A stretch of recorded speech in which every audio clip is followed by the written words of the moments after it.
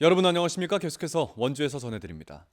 단계적 일상회복 일명 위드 코로나가 시작된 가운데 강원도에선 어제 20명대 확진자가 나왔고 지금까지 25명이 확진됐습니다. 어제 확진자가 나온 원주 섬강중학교에서 교직원과 학생 등 4명이 추가로 확진되면서 원주에서만 10명이 추가됐고 학생 등 400여 명에 대한 전수검사가 진행됐습니다.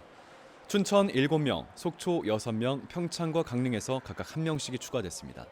어제는 6개 시군에서 29명의 확진자가 나온 가운데 원주의 누적 확진자는 1,730명, 강원도 누적 확진자는 7,266명입니다.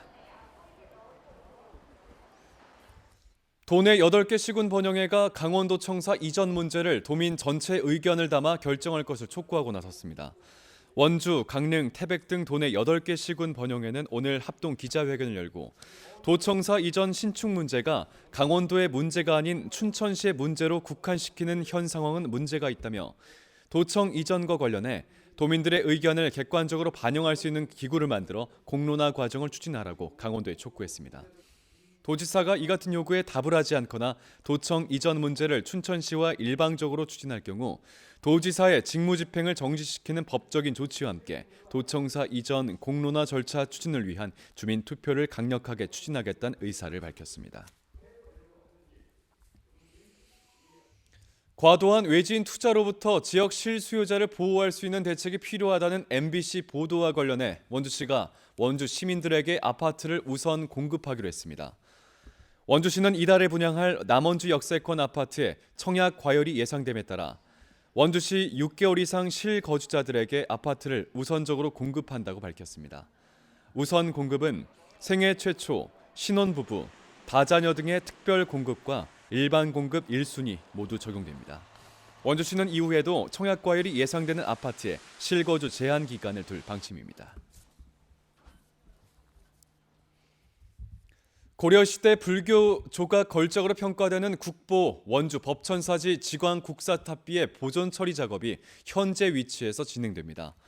문화재청은 탑비를 완전하게 해체하면 유물 자체는 물론 주변 유구까지 훼손될 수 있다는 우려에 따라 대전 국립문화재연구소로 옮기지 않고 원주시 불오면 제자리에서 보존 처리하기로 했습니다. 지광 국사탑비는 거북 모양의 받침돌 위에 비석을 세우고 왕관 모양의 머릿돌을 얹은 것으로 비석엔 지광국사가 불교의 입문에 입척할 때까지의 행적과 공적이 새겨져 있습니다. 영월군과 LH 강원지역본부가 주천지구 도시재생 사업의 일환인 청정링크 조성을 위한 위 수탁협약을 체결했습니다. 이 청정링크 사업은 주천이 일원 426제곱미터 부지에 2024년까지 66억 원을 투입해 청년 귀촌 정착을 지원하기 위한 교육과 숙박 기능을 담당할 복합시설을 조성한다는 계획입니다. 이번 협약으로 영월군과 LH는 청정 링크 사업을 위한 상호 역할 분담을 확정하는 한편 주천 지역 도시재생 사업 전반에 상호 협력하기로 약속했습니다. 횡성군이 오는 12일까지 관내 거주 대학생 등록금 지원 사업 신청을 받습니다. 학생 또는 보호자가 3년 이상 횡성에 주소를 두고 실거주하고 있는 경우 최대 150만 원까지 장학금을 지급합니다. 반드시 한국장학재단에 국가장학금을 신청해야 하고 국가장학금을 제외하고 본인이 납부하는 금액의 50%가 지원됩니다.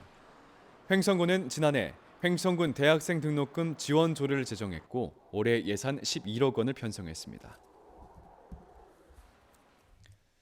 장애인을 설득해 아파트 특별 분양권을 받게 한 뒤 전매 제한 기간을 어기고 팔아넘긴 60대에게 법원이 징역형 집행유예를 선고했습니다. 춘천지법 원주지원은 부동산 사무소를 운영하는 69살 이모 씨가 2016년 장애인 특별 분양권을 받으면 이를 팔아 프리미엄 2천만 원을 주겠다고 장애인 A씨를 설득해 A씨의 수도권 아파트 분양권을 전매 제한 기간인 1년 전에 팔아넘긴 혐의로 징역 4개월에 집행유예 1년을 선고했습니다.